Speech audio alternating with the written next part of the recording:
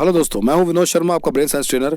आज हम सीखेंगे साइंस के डायग्राम्स कैसे याद करते हैं। साइंस के डायग्राम दो तरह के होते हैं। एक होते हैं बिना लेबल वाले, यानी छोटे बच्चों के लिए, जिस तरह से अमीबा है, पैरामीशियम है, यूग्लिना है, इनको हमें शेप से याद करना होता है। दूसरे होते हैं लेबलिंग वाले, जैसे प्लांट सेल, एनिमल सेल या ऐसा कोई भी डायग्राम जिसमें डायग्राम बनाने के साथ साथ लेबलिंग भी करनी होती है। पहला तरीका है बिना लेबल वाले डायग्राम को याद कैसे करें। उसका टेक्निक है IIM, यानी इमेज आइडेंटिफाइंग मेथड। इसमें हमें कुछ भी नहीं करना है, बहुत सिंपल है। मान लीजिए आपको पैरामीशियम याद करना है। अब देखिए पैरामीशियम का इमेज किस चीज़ से मैच कर रहा है, आप इसमें क्या आइडेंटिफाई कर पा रहे हैं। ध्यान से देखने पर लगता है एक स्लीपर जैसा। अब आपको कुछ भी नहीं करना है, इसका शेप स्लीपर हो गया, या आपका कोड हो गया, और इसका नाम है पैरामीशियम। तो पैरामीशियम को आप इस तरह से लिखते हैं, पैरामीशियम पैरामीशियम पैरागॉन। तो पैरागॉन आपका पैरामीशियम का कोड हो सकता है। यानी अब आपको ये याद रखना है, पैरामीशियम का डायग्राम होता है पैरागॉन की स्लीपर। और इस तरह से जैसे ही आपके सामने एग्जाम में डायग्राम या नाम आता है तो आप इसे बना सकते हैं। इसी तरह से एग्जाम्पल के तौर पे हम लेते हैं यूग्लिना। अब यूग्लिना के नाम की स्पेलिंग देखिए किससे मिलती जुलती है, ईगल से। तो आपका यूग्लिना का नाम का पिक्चर हो सकता है ईगल। अब इस फोटो को देखिए, इस पिक्चर को देखिए, यूग्लिना कैसा दिखाई दे रहा है। ये दिखाई दे रहा है जैसे कोई फिश हुक में फंस गई हो। बस अब आपको पिक्चर के लिए हो गया फिश विथ हुक, और नाम के लिए हो गया ईगल। अब हमें ईगल और फिश विथ हुक को अगर हम जोड़ लें तो हम यूग्लिना को याद रख सकते हैं। जैसे कि इमेजिन कीजिए कि ईगल मछली पकड़ रहा है और उसने हुक फेंका है पानी में और मछली कांटे में फंस गई है। बस ये पिक्चर आपको याद दिला देगा कि यूग्लिना का शेप जो है वो मछली जैसा है और इसका नाम जो है वो ईगल जैसा है। तो जब एग्जाम में शेप आता है या नाम आता है तो आप इसे ड्रॉ कर सकते हैं।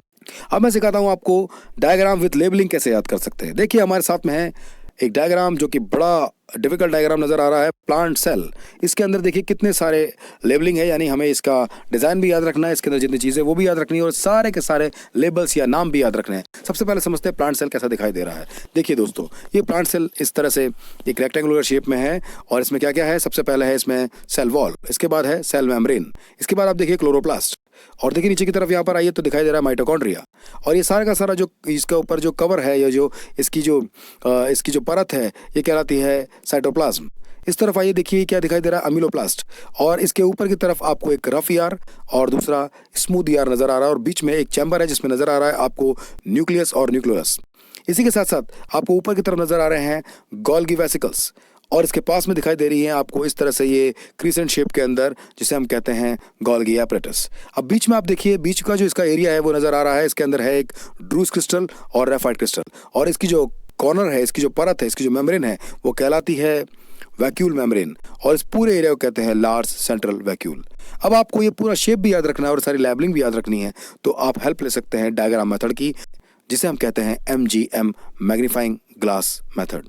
इसमें आपको इस डायग्राम को मैग्नीफाइंग ग्लास की अप्रोच से, यानी इमेजिन करना है कि इसको मैग्नीफाई कर लिया। जैसे एक मैग्नीफाई ग्लास क्या काम करता है, छोटी चीज़ को बड़ा करके दिखाता है। बिल्कुल ऐसे इस डायग्राम को छोटा मत मानिए, बल्कि अपने इमेजिनेशन में सोचिए कि आपके दिमाग में कोई मैग्नीफाइंग ग्लास लग गया है और ये इमेज बहुत बड़ी हो गई है। तो ये कितनी बड़ी हो गई, आपसे भी बड़ी हो गई है। तो ये किससे मैच कर रही है, ध्यान से देखिए, लग रहा है एक स्विमिंग पूल।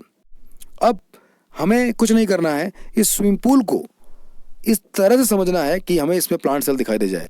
सबसे पहले इमेजिन कीजिए कि आप एक स्विमिंग पूल पर जाते हैं और एंट्री के तक आपको रुकना पड़ता है, क्योंकि पूरी की पूरी चारों तरफ की दीवार जो है उस पर सेल लगे हैं और वो इलेक्ट्रीफाइड है। अगर आप अंदर जाएंगे तो करंट आ जाएगा।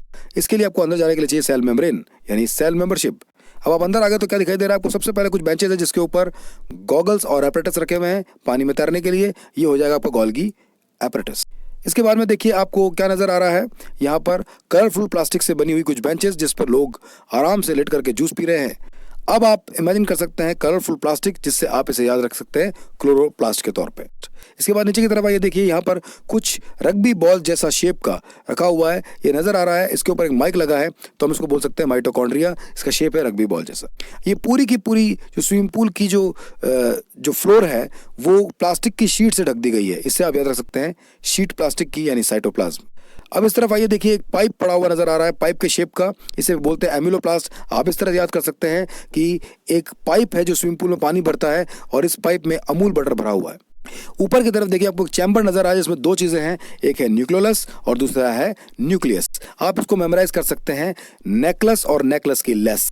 इस तरह से इमेजिन कर सकते हैं कि इस चैम्बर में एक नेकलेस पड़ा है जिसकी लेस अलग से पड़ी है, और साथ ही साथ इसके दोनों तरफ दो चैम्बर आप देख सकते हैं। पहला है रफ ईआर, इसको आप याद कर सकते हैं रफ एरिया, और एक है स्मूथ ईआर, इसको आप याद कर सकते हैं स्मूथ एरिया, और इस तरह से पूरा हिस्सा आपको याद हो सकता है। आगे की तरफ जब बाहर आते हैं तो आपको दिखाई देता है इसके अंदर गोल्गी वेसिकल्स। इससे आप याद रख सकते हैं कि ये गोल्गी वेसिकल्स गोगल वाले वेसल्स।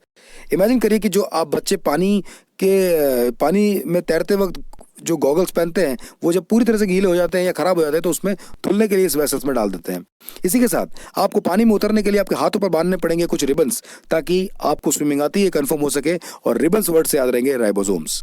अब अपन आते हैं बीच में पूरा ऐसा लग रहा है स्विमिंग पूल में पानी भरा हुआ है। इसकी जो किनारा है वो कहलाता है वैक्यूल मेम्ब्रेन। आप इस तरह से याद कर सकते हैं कि किनारा साफ किया जाता है वैक्यूम क्लीनर से, इससे आपको याद आ जाएगा वैक्यूल मेम्ब्रेन। और जो बीच वाला हिस्सा है वो कहलाता है लार्ज सेंटर वैक्यूल। आप याद कर सकते हैं कि लार्ज वैक्यूम क्लीनर से बीच वाले पानी को भी साफ किया जाता है। इसमें आपको दिखाई दे रही है ड्रूज क्रिस्टल। इससे आप याद कर सकते हैं कि एक क्रिस्टल बॉल बच्चों को खेलने के लिए दी गई है, इसे याद रहेगा ड्रूज क्रिस्टल। और रेफाइड क्रिस्टल से आप कैसे याद करेंगे? रेफाइड क्रिस्टल रफ क्रिस्टल, यानी कुछ लकड़ियों से बना हुआ क्रिस्टल बेंच है जो कि रेफाइड यानी रफ है, इससे आप याद रख पाएंगे रेफाइड क्रिस्टल। अब इन सब चीज़ों से अगर आप वापस डिकोड करेंगे तो आपको याद आएगा आपका डायग्राम। इतने मज़ेदार तरीके से आपने डायग्राम को कन्वर्ट कर लिया और ये डायग्राम रिप्लेस हो गया एक स्विमिंग पूल से। यानी इस जर्नी को आपको स्विमिंग पूल की जर्नी की तरह देखना है तो आप पूरा डायग्राम याद रख पाएंगे। सोचिए आपको एग्जाम में लिखना है और आपको याद आ रहा है कि यहाँ पर था कलरफुल प्लास्टिक, तो आप याद रखेंगे क्लोरोप्लास्ट। यहाँ पर था स्विमिंग पूल जिसकी किनारा था वैक्यूम क्लीनर से क्लीन कर रहे थे, याद रहेगा वैक्यूल मेम्ब्रेन। इमेजिन कीजिए आपको इस तरफ दिखाई दे कि ये चैम्बर था, इसमें क्या था, आपको याद आएगा नेकलेस और नेकलेस के लेस, इससे वर्ड याद आ सकते हैं न्यूक्लियस और न्यूक्लियोलस। है ना मजेदार टेक्निक? आप अपने बाकी डायग्राम्स पे यूज करके देख सकते हैं। Thank you.